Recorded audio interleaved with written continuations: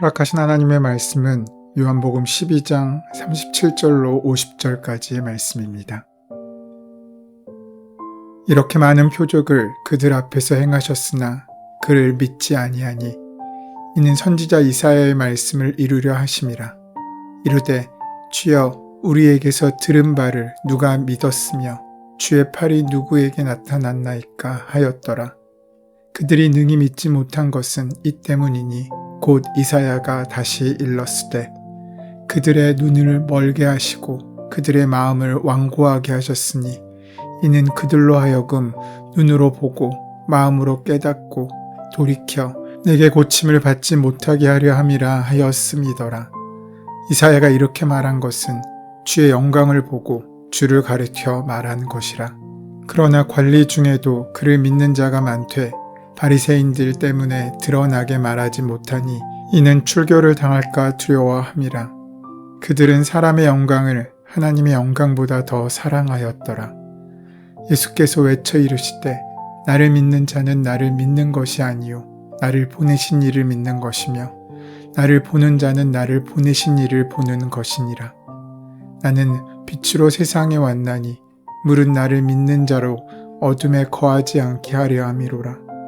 사람이 내 말을 듣고 지키지 아니할지라도 내가 그를 심판하지 아니하노라. 내가 온 것은 세상을 심판하려 함이 아니요 세상을 구원하려 함이로라. 나를 저버리고 내 말을 받지 아니하는 자를 심판하리가 있으니 곧 내가 한 그 말이 마지막 날에 그를 심판하리라. 내가 자의로 말한 것이 아니요 나를 보내신 아버지께서 내가 말한 것과 이를 것을 친히 명령하여 주셨으니 나는 그의 명령이 영생인 줄 아노라. 그러므로 내가 이르는 것은 내 아버지께서 내게 말씀하신 그대로니라 하시니라. 예수님께서는 유대인들 앞에서 많은 표적을 행하심으로써 당신이 어떤 분이신지를 보여주셨습니다. 구약의 출애굽 1세대가 모세를 통해 하나님의 전능한 힘을 목격하였듯이 예수님 시대 유대인들도 예수님께서 행하신 놀라운 표적을 여러 차례 목격했습니다. 이것은 죽은 나사로를 살리신 사건으로 절정에 이르게 되는데 이 표적을 통해 주님은 당신이 부활이요 생명이심을 드러내셨습니다.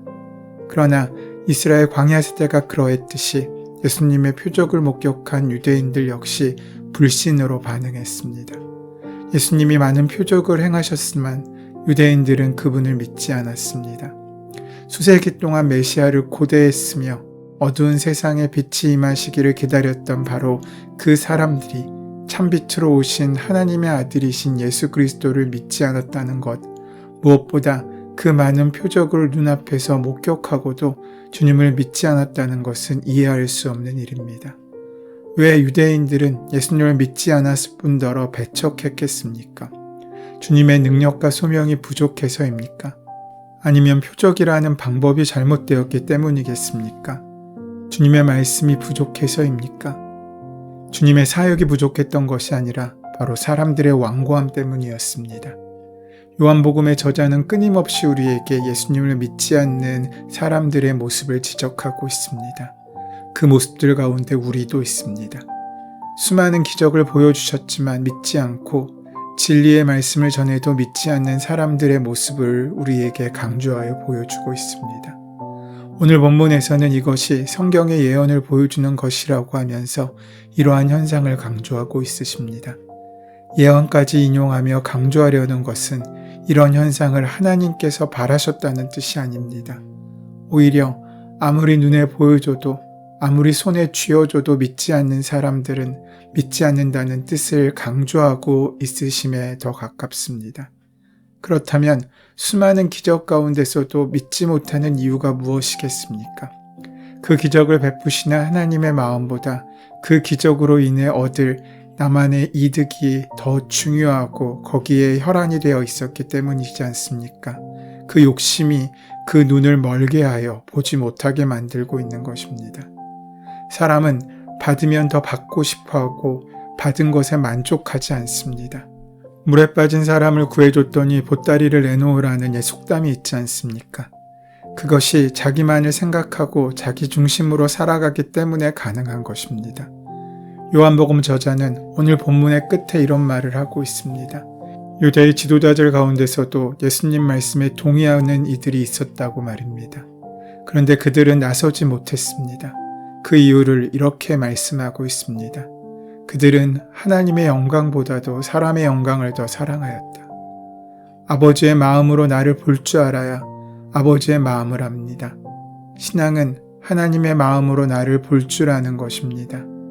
남의 마음으로 나를 볼 줄 알아야 이웃사랑입니다. 내 유익, 내 의무로 행하는 나눔은 사랑이 아닙니다. 겸손은 무조건 나를 낮추는 것이 아닙니다. 상대방의 마음을 헤아려 그를 이해하는 것이 겸손입니다. 우리의 관계가 깨지고 무너지는 이유 가운데는 여러 문제가 있습니다. 상황의 문제나 경쟁 등의 역학관계 문제들이 존재합니다. 하지만 그 중에 가장 큰 문제는 내 중심으로 생각하는 것입니다. 나만을 생각하면 어느 것 하나도 이해되지 않고 믿어지지도 않습니다. 그래서 우리는 고개를 들 수 있어야 합니다. 고개를 들어 하나님의 시선으로 조금 더 멀리 바라볼 수 있어야 합니다. 높은 하늘에서 내려다보듯 마음을 넓힐 수 있어야 합니다. 상대방의 시선으로 더 나아가 주님의 마음으로 세상을 바라볼 수 있어야 합니다. 그때 더 많은 이해와 은혜가 보일 수 있습니다. 그 안에 믿음이 자라고 사랑이 자랍니다. 태양계의 중심은 지구가 아닙니다. 창조세계의 중심도 피조물이 아닙니다. 내가 가장 큰 사람이 되는 방법, 그것은 아버지의 마음으로 세상을 바라보는 것입니다. 예수님을 믿는데 필요한 것은 많은 정보나 신비한 체험이 아닙니다. 예수님은 표적 자체를 행하시는 것이 목적이 아니라 그 표적을 통해 사람들이 예수님을 믿기를 원하셨습니다. 표적만을 바라보는 것이 아니라 표적을 이루시는 하나님의 뜻이 무엇인지 관심이 갖고 주님과 함께 같은 곳을 바라보기를 원하신 것입니다. 그러나 예수님의 행하시는 그 많은 표적을 보고서도 사람들은 예수를 그리스도로 믿지 못했습니다. 이것은 이사야 선지자가 예언한 대로 그들의 영적인 눈이 멀었고 그들의 마음이 완고했기 때문입니다. 하나님은 모든 사람이 구원받기를 원하십니다. 바울 사도가 구약의 예언 속에서 그에 대한 해명을 찾았던 것처럼 동일하게 사도 요한 역시 선지자 이사야의 말씀을 통해 이러한 사람들의 불신이 오래전부터 예고되었음을 말씀하고 있습니다. 사도 요한은 이사야에서 말씀을 인용하여서 유대인들이 예수님을 불신하며 배척한 것이 결코 놀라운 일이 아님을 이미 예견될 일임을 예언된 하나님의 말씀이 성취된 사건임을 보여줍니다.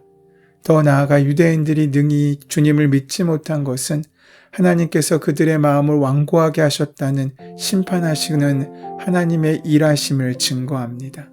마치 구약의 모세시대 때 하나님께서 애굽의 바로왕의 마음을 완고하게 하심으로 그 땅에 하나님의 심판을 나타내신 것처럼 말입니다. 유대인들은 하나님의 놀라운 표적을 보고도 완고한 마음으로 메시아이신 예수를 불신하고 배척하였지만 그럼에도 불구하고 독생자 예수 그리스도를 통해 이루실 하나님의 구원 계획에 그들은 무의식적으로 협조한 것입니다. 물론 동시에 그들의 책임은 그들에게 여전히 남아 있습니다. 이스라엘이 구원받지 못하는 것은 열심히 부족해서가 아니라 올바른 지식을 따르지 않았고 자신의 의를 세우려고 하나님의 의에 온전히 복종하지 않았기 때문입니다. 자신의 완악함을 회개하고 세상의 영광 대신 하나님의 영광을 사모할 때 구원자이신 예수님을 믿고 따르게 됩니다. 하나님을 올바르게 믿는 것은 예수님을 통해서만 가능합니다. 그런 점에서 하나님 신앙과 예수님의 신앙은 동일한 것입니다. 오늘 본문은 예수님께서 우리에게 어떤 존재인지를 분명히 밝혀주십니다. 조금 더 엄밀하게 말하면 예수님이 우리에게 어떤 역할을 하시는 분이신지, 예수님은 우리에게 어떤 말씀과 사명을 주시는지를 말씀해주고 있으십니다. 그러시면서 당신은 우리에게 빛으로 오셨다고 말씀하십니다. 예수님은 하나님께서 보내신 분이시므로 예수님을 믿는 것은 하나님 아버지를 믿는 것입니다. 하나님이 아들을 세상에 보내신 것은 어둠 속에서 빛을 창조하신 것과 같습니다. 예수님은 죄로 어두워진 이 세상에 빛으로 오셨기 때문입니다. 예수님은 당신을 보내신 하나님 아버지의 뜻에 철저히 순종하셨습니다. 예수님은 심판이 아니라 구원을 위해 이 땅에 오셨지만 재림하실 때는 믿지 않는 자들을 심판하실 것입니다. 그러시면서 빛으로 오신 목적도 밝히십니다. 우리를 어둠 속에 머무르지 않게 하려고 하시는 것입니다. 이는 이렇게 설명할 수 있습니다. 우리가 조난을 당했다고 가정해 본다면 캄캄한 어둠 속에 길을 잃었습니다. 아침반도 없고 어디가 어딘지 알 수도 없는 상황입니다. 그런데 저 멀리 조그마한 빛이 보입니다. 우리는 어떻게 해야겠습니까? 예수님이 그 빛이시라는 것입니다. 이어지는 말씀은 나는 심판하러 온 것이 아니라 구원하러 왔다고 하십니다. 망망대해에서 길을 잃은 배에서 한 줄기 등대 불빛을 찾았다면 그 불빛을 향해 나아가는 것이 참된 생명의 길이고 살 수 있는 유일한 방법이라는 것입니다. 그렇게 불빛을 허락하신 까닭은 우리를 심판하시기 위한 까닭이 아니라 우리를 구원하시기 위한 것입니다. 구원의 길은 그 빛을 따라가는 것입니다. 요한복음 14장에서 예수님은 또다시 당신이 우리에게 어떤 존재인지를 밝히십니다. 그리고 우리에게 말씀하십니다. 나는 길이요 진리요 생명이다. 나를 거치지 않고선 아무도 아버지께로 갈 사람이 없다. 다시 말하면 그 빛을 따라가는 사람은 생명을 얻는다는 것입니다. 예수 그리스도는 우리를 정죄하시는 분이 아니시라 구원하시는 분이십니다. 그 빛을 따라가는 것은 우리를 진리로 인도하는 길입니다. 문제는 우리가 그 빛을 따라가지 않을 때입니다. 연이어서 말씀하십니다. 심판하시는 분은 따로 있다고 말입니다. 이는 예수님과 하나님을 구분하시기 위해 하시는 말씀은 아닌 것 같습니다. 어쩌면 그 빛을 따라가지 않으면 발생하는 우리의 현실을 말씀하고 있는 것인지도 모릅니다. 예수님을 믿는다는 것은 우리가 온전히 되기 위한 시작입니다. 하지만 예수를 믿는 것이 끝이 아닙니다. 교회를 다니겠다고 결심하는 것이 끝이 아닙니다. 바로 신앙생활은 거기서부터 시작됩니다. 결심하고 선언하는 것이 끝이 아니라는 것입니다. 그것은 변화의 시작입니다. 그 결심을 이루어가기 위한 삶과 행동과 노력이 필요한 것입니다. 이제 그 결심을 살아내야 하는 것입니다. 예수 믿는 삶을 살아야 하는 것입니다. 아마도 그 빛을 따라 걷는 일은 쉽지 않은 길입니다. 그럼에도 불구하고 그 길을 끝까지 붙들고 걸어가는 것, 그것이 우리의 믿음이고 신앙입니다. 그리고 예수님은 우리가 온전하게 되는 출발점이 되십니다. 사랑하는 여러분, 내가 예수를 믿었다고 모든 것의 결과가 한눈에 보이거나 완성되는 것은 아닙니다. 지금 당장 무엇인가가 손에 잡히지도 않습니다. 예수를 믿는다는 것은 이제 출발했다는 것을 의미하기 때문입니다. 운동하겠다고 결심했다고 자연스럽게 근육이 생기는 것이 아니든 말입니다. 이제 운동하겠다는 결심을 가슴에 품고 하루하루 성실하게 운동하는 삶을 살아야 합니다. 그 삶이 지치고 힘들지도 모릅니다. 귀찮고 어려울지도 모릅니다. 그럼에도 우리는 지속적으로 한 가지를 생각해야 합니다. 운동이 꼭 나에게 필요하다고 말입니다. 운동하지 않으면 반드시 건강을 잃는다고 말입니다. 그리고 그것을 위하여 애쓰고 정진하는 삶이 필요합니다. 그것이 바로 믿음입니다. 주님을 놓치게 되면 우리는 길을 잃어버리는 것입니다. 그 말씀이 내 안에서 사라지면 어떠한 합리적인 논리가 우리 안에 있다고 해도 우리의 영성은 흐려지고 깨어지게 되며 우리의 영혼은 다치게 됩니다.